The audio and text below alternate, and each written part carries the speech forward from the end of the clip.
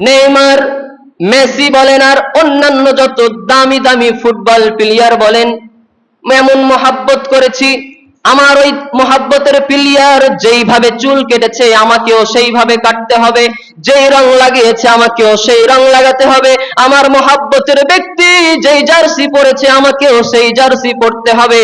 ও মুসলমান, তুমি রাসূলকে মহাব্বত দাবি করো, রাসূলের কোন সুন্নাত তোমার শরীরের মধ্যে নাই। আর যেই ইহুদির বাচ্চারা আর যেই দাজ্জালের অনুসারীরা নিজের শরীরের মধ্যে দাজ্জালকে প্রমোট করে, তাহার একটা ইঙ্গিত রেখে দিয়েছে। তুমি দেখার পরেও, তুমি বুঝার পরেও, ফিলিস্তিনদের ছোট্ট ছোট্ট বাচ্চাদেরকে যেই সময় হত্যা করা হচ্ছিল, তারা তাদেরকেও প্রমোট করেছে, এই হত্যার পক্ষে তারাও ছিল। মারা হোক, মুসলমানদেরকে ধ্বংস করে দেওয়া হোক, এই কথার উপরে যারা ছিল।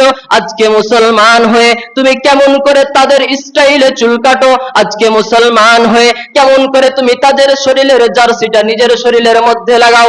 তার মানে বোঝা গেল রাসূলের সঙ্গে তোমার মহব্বত নাই, তোমার মহব্বত ওই ইহুদির বাচ্চা দাজ্জালের অনুসারীদের সঙ্গে।